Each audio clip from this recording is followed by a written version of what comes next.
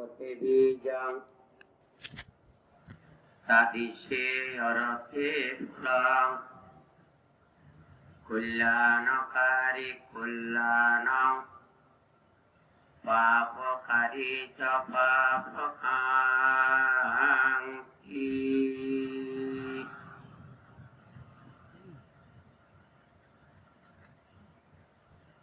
ভারত বাংলা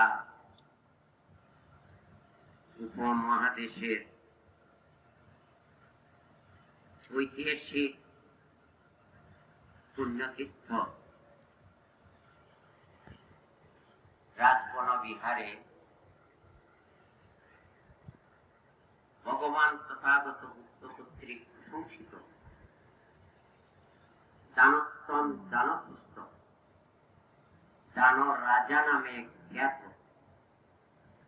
কঠিন শিবর দানোৎসবকে ভিত্তি করে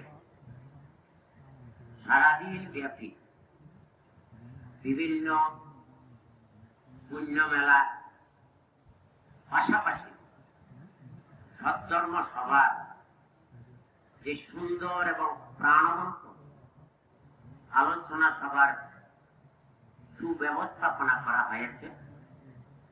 এই মাঙ্গলিক সভার বরেণ্য সভাপতি সাধক শ্রেষ্ঠ গণতন্ত্রের শিষ্যমন্ডলীর প্রধান আমার ওই প্রিয় ভাজন প্রজ্ঞালঙ্কার মহোৎসবের সহ তার অসংখ্য শত শত শিষ্যমন্ডলীর আগমনে আজকের এই ধর্মমণ্ডপ পুণ্য স্থানে পরিণত হয়েছে। তাই তাদেরকে আমার আন্তরিক কৃতজ্ঞতা শুভেচ্ছা অভিনন্দন জানাই। প্রাচীন বৌদ্ধ ভারত থেকে বিশেষ করে ভারতের সংবিধান প্রণেতা বাবা সাহেব ডক্টর ভীমরাও আম্বেদকরের অনুসারী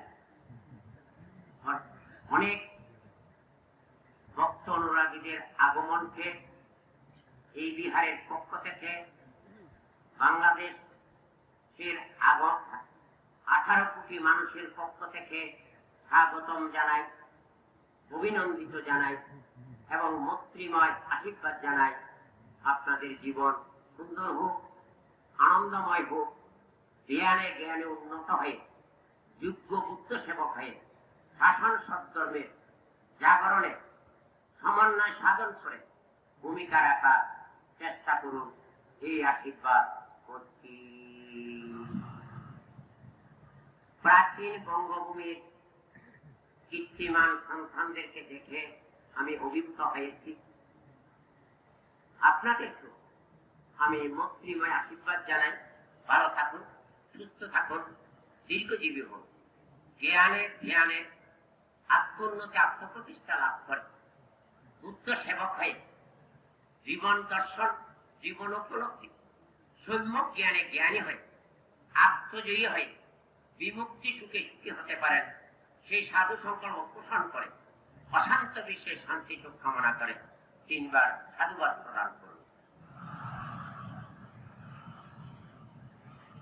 আশীর্বাদ প্রার্থনা করুন আমাদের আর্য শ্রাবক অরহত মনোভন্তের মতো মহাপুণ্য পুরুষের আশীর্বাদ যদি আমরা লাভ করতে পারি, আমরা আমাদের জীবনকেও তার যুগোত্তরসূরি গঠন করে পরিবার সমাজ জাতিকে সমুন্নত করার ক্ষেত্রে বুদ্ধভাবাপন্ন ধর্মভাবাপন্ন সংঘভাবাপন্ন চেতনায় উজ্জীবিত করে যাতে আমরা মহাজাগরণ ঘটাতে পারি, সেই সাধু সংকল্প পোষণ করে আবার 3 বার সাধুবাদ প্রদান করুন। পুণ্যার্থী গায়ক গায়িকাগণ, সময় খুবই সীমিত, আলোচনার বিষয়বস্তু অত্যন্ত গভীর।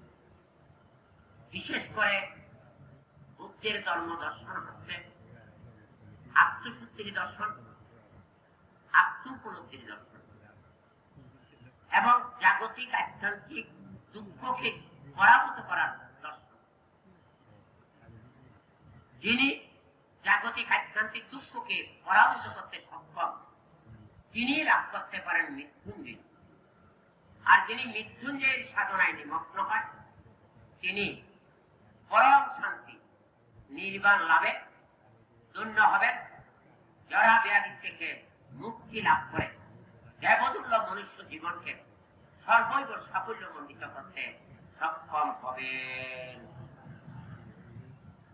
আমি একটা শ্লোক উচ্চারণ করেছি ভগবান বুদ্ধের, তার মর্মর্থ ঠিক এই, আমি আপনি এই যে মনুষ্য জীবন পেয়েছি, আসলে কি আমরা মনুষ্য জীবনের সার্থকতা পরিপূর্ণতা আনয়ন করতে পেরেছি কি?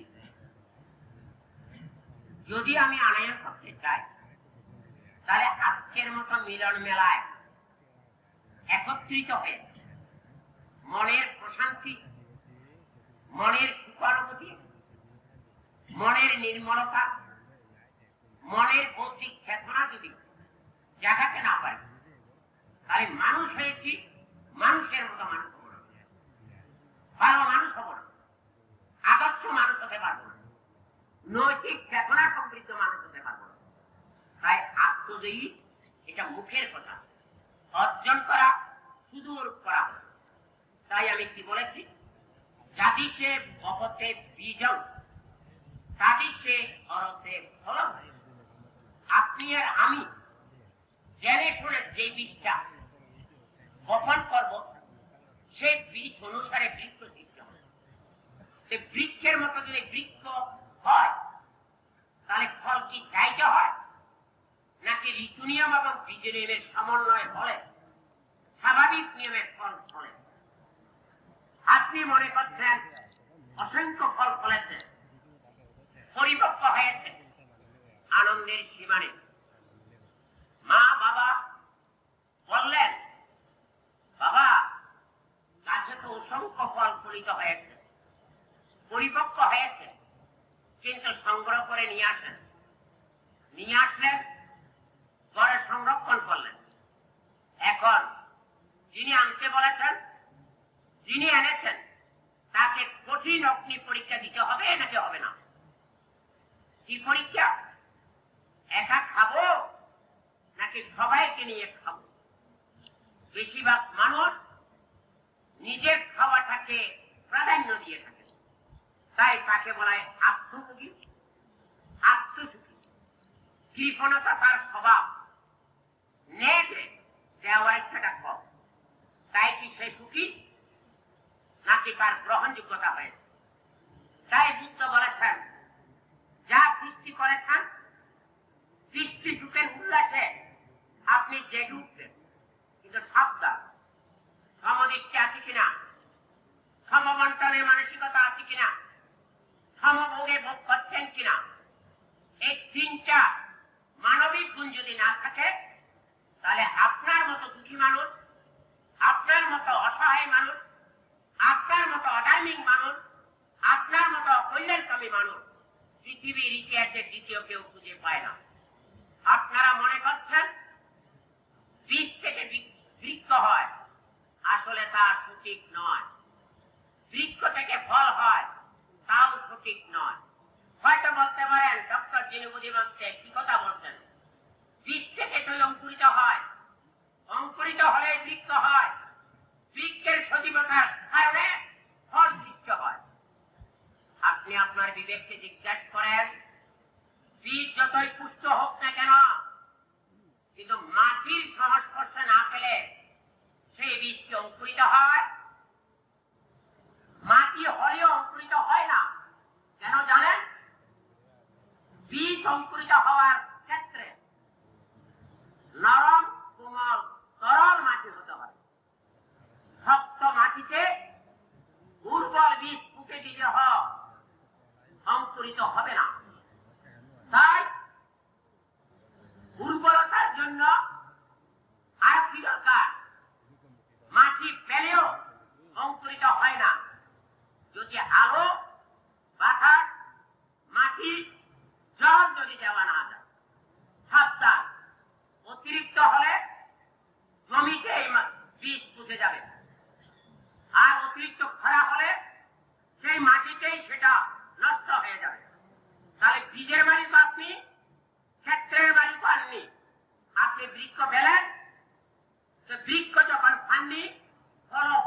আপনি পাবেন না। তাই আমি মানুষদেরকে দুই ভাগে ভাগ করি। নারী মানে কি? নারী যদিও মাতৃজ্যোতি, নারী হচ্ছেন ভূমি। ভূমি মানে কি? ক্ষেত্র। পুরুষ মানে কি? বীজ বলে হন। বাইরের বীজ, বাইরের বৃক্ষ, বাইরের ফল। আর মানব জীবনের বৃক্ষ, ওই বীজ হচ্ছে পুরুষ।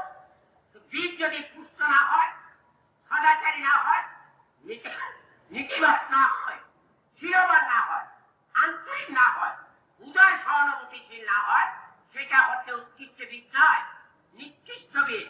তো নিকৃষ্ট বীজ থেকে নিকৃষ্ট ফল সৃষ্টি হবে, তেরা ব্যথা হবে, সুস্বাদুতা লাভ করবেন না। তাহলে আপনি বীজ হয়েও ভালো কিছু উপহার দিতে পারেননি। আর মাতৃজাতি যদি মা মাটি মানুষ হয়, তাহলে ভালো মা নাকি ভালো সন্তান? ভালো মা যদি না হয়, ভালো সন্তান হবে না। ধার্মিক মা যদি না হয়, ধার্মিক সন্তান হবে না। আর বীজ যদি পুষ্ট হয়, বাবা যদি আদর্শবান হয়, নীতি নৈতিকতা সম্পন্ন হয়, তাহলে সেই সংসার বাগানের বৃক্ষ সুজলা সুফলা হবে। বাইরের বৃক্ষের সুগন্ধ অনুকূলে যায়, প্রতিকূলে যায় না। সংসার বাগানের ছেলে মেয়ে মানবিক গুণে গুণান্বিত হলে, ধর্ম চেতনা জাগ্রত হলে, গুরুগত প্রাণ হলে, গুরুর আশীর্বাদ পুষ্ট হলে অনুকূলীয় যায়, প্রতিকূলীয় যায় কিনা বলেন? আরেকটা মানুষের কাছে যায়। সব মানুষের গুণাবলী সব মানুষ গ্রহণ করে না। ইচ্ছাকাতরতার কারণে সেই গুণকে স্বীকৃতি দান করতে চায় না। কিন্তু কোন সময়ে যদি রমতালির দোকানে চা খাতে বসে, সেই সময়ে গুণধর পুণ্যপুরুষ যদি পাশ দিয়ে যায়, কথা প্রসঙ্গে তাকে বলে, তাকে আমি পছন্দ না করলে কি হবে? তার মানবীয় গুণ আমাকে আপনাকে মোহিত করে, সর্বজাতিকে অনুপ্রাণিত করে, জীবন দর্শনের উপলব্ধির ক্ষেত্রে সহায়তা দান করে। এই তো কল্যাণ মিত্র।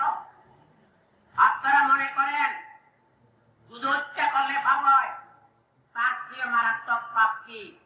কুটুবুদ্ধি করে, কৌশল করে, ঠকবাজি করে মানুষের জীবনকে বিভ্রান্ত করছেন, প্রথমগ্রস্ত করছেন। তিনি কে? তিনি পাপীর চেয়ে মহাপাপী। তাই এই জীবন আশীর্বাদ পুষ্ট নয়, অভিশাপ পুষ্ট। তাই আপনারা বিশাল সমাবেশে এসে আত্মশুদ্ধির চেষ্টা করেন, আত্মদর্শনের চেষ্টা করেন, আত্মমুক্তির পথ অন্বেষণ করেন। আমাদের গর্বিত সন্তান সাবেক মন্ত্রী মনীষবন মহোদয় যে প্রজ্ঞাতত্ত্বের কথা বলেছেন, আমি সেই বিষয়ে গবেষণা করেছি। বৌদ্ধ দর্শনের প্রজ্ঞাতত্ত্ব বিমুক্তি মার্গ বাংলা একাডেমি থেকে প্রকাশ হয়েছে 2010 সালে। 6 মাসের মধ্যে ভিন্ন সম্প্রদায়ের লোকেরা সেই 73 প্রকার প্রজ্ঞার শ্রেণী বিন্যাস কিভাবে ব্যাখ্যাত হয়েছে আমার পুঁজি সংবিধামজ্ঞ গ্রন্থে একেবারে ডায়াগ্রাম আকারে দিয়েছি। মানুষের এনার্জি শক্তি মানে 64 প্রকার এবং বিমুক্তি শক্তি 68 প্রকার। এগুলি জানার চেষ্টা করবেন, বুঝার চেষ্টা করবেন। ওই আপনার ডায়েরিতে মানে আলমিরাতে আছে, জ্ঞান অর্জন করছেন কিনা যথেষ্ট সন্দেহ আছে। যেহেতু সময় নেই, এগুলি আলোচনার দরকার আছে, গবেষণার দরকার আছে, আত্ম উপলব্ধির দরকার আছে, বোধ এবং বুদ্ধির দরকার আছে। সবার মধ্যে এই বোধ শক্তির জাগরণ হোক। আমি সাধক শ্রেষ্ঠ গুণবন্তের জীবনের সাথে সামান্য জীবন থেকে দীর্ঘ জীবনের এই পর্যন্ত অঙ্গাঙ্গিক ভাবে জড়িত ছিলাম। তার শিষ্য সঙ্গের সাথে ভাতৃত্ব স্বরূপ মিলন বন্ধন এখনো আছে, আগামীতেও থাকবে। আপনাদের অবগতির জন্য জানাই, আমি বনবান্তেকে নিয়ে প্রশ্ন উত্তরে বনবান্তে তার গৃহী জীবন থেকে প্রপঞ্চ জীবন, সাধন জীবন, শিক্ষা জীবন এবং কোথায় কোথায় ধর্ম প্রচারে বের হয়েছেন এবং বিশ্ব শান্তি পেগুড়া সহ এই পবিত্র ঐতিহাসিক ভূমি সৃষ্টির ইতিবৃত্ত এখানে লিপিবদ্ধ করা হয়েছে। সৌরজগৎ এবং ওনার শিষ্য মন্ডলীর কাছে এই বইটা সংরক্ষিত আছে। আপনারা সময় সুযোগে এই গ্রন্থটা পড়ে তখন বুঝতে পারবেন বনবান্তে কি ছিলেন, কি হয়েছেন, কি করেছেন। আমি যেই বিহারে চট্টগ্রাম বৌদ্ধ বিহারে অবস্থান করি। সেই বিহারে দীপঙ্কর শ্রী জ্ঞান মহাত্মবীরের কাছে প্রপূজ্য ধর্মে নিয়ে তিনি আজকে শ্রেষ্ঠ পূজ্য গণবান্তে হিসাবে নিজেকে আত্মপরিচয় লাভ করে মাতা পিতা গুরুজনকে সেটা ধন্য করেছেন, ভক্তদেরকে অনুপ্রাণিত করেছেন। তাই আপনারা এই বইটা সংগ্রহ করে জেনে নেবেন, প্যাগোডা প্রতিষ্ঠার মূলে আর্থিক কায়িক সহযোগিতা করবেন এবং গণবান্তের আশীর্বাদ পুষ্ট হয়ে ওনার গুরুর তীর্থস্থান আমি সঙ্গের পক্ষে নিয়ে আসার ক্ষেত্রে আমরা সরকারিভাবে রায় পেয়েছি। এটা গণবান্তের শিষ্যদের জয়, গণবান্তের জয়, এবং আমি সেবক হিসাবে সেই দায়িত্ব পালন করতে গিয়ে সত্যমেব জয়তে, সত্যের জয় অবশ্যম্ভাবী, ধর্মের জাগরণ হোক, এই কামনা করে আমার আলোচনা এখানেই শেষ করলাম। জগতের সকল প্রাণী সুখী হোক, সুখী হোক।